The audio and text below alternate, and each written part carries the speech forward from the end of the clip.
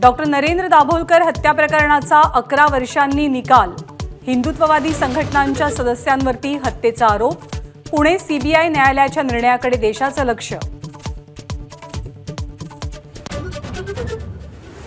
आज राज्यभरात प्रचार सभांचा धडाका। नंदुरबारमध्ये पंतप्रधान मोदींची सभा। जालना आणि संभाजीनगरमध्ये उद्धव ठाकरे तर पुण्यामध्ये राज ठाकरेंची तोफ धडाडणार।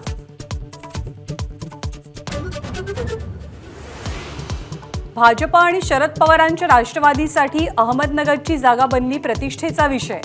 सुजय विखे आणि निलेश लंके यांच्यासाठी नगर जिल्ह्यात आज तब्बल 8 सभा। नवनीत राणा आणि ओवेसी वादात बच्चू कडूंची उडी। चिथावणीखोर वक्तव्याप्रकरणी राणा आणि ओवेसींच्या विरोधात गुन्हा दाखल करावा, कडूंची मागणी। मोदींकडून बाळासाहेब आणि मीनाताईंचा अपमान।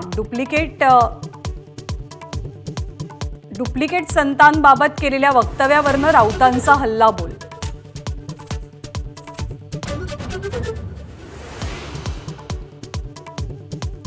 जळगावचे माजी आमदार सुरेश जैन यांचा ठाकरेंच्या शिवसेनेला जय महाराष्ट्र। वयोमानानुसार आणि तब्येत ठीक नसल्याची सबब देत राजीनामा।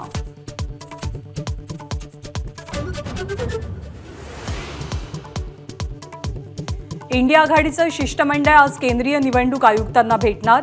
मतदानाची टक्केवारी तात्काळ जाहीर करण्याची मागणी।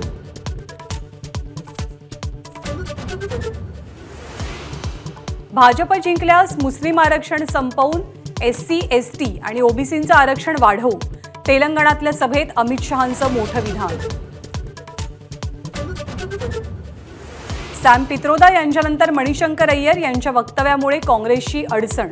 पाकिस्तानकडे अणुबॉम्ब, भारतानं पाकिस्तानचा आदर करावा, मणिशंकर अय्यर यांचं विधान।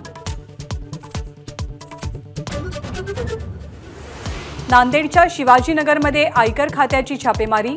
सकाळी 6 वाजल्यापासून 5 ते 7 ठिकाणी आयकरचे छापे। आज राज्यभरात पूर्वमोसमी पावसाची शक्यता, तर नागपूर, भंडारा, गोंदिया आणि गडचिरोलीत गारपिटीचा इशारा।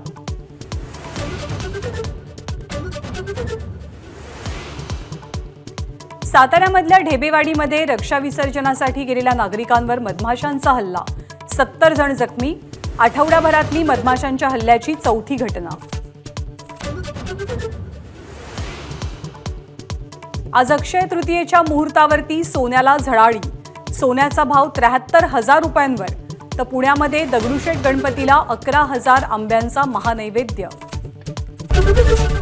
एबीपी माझा, उघडा डोळे बघा नीट।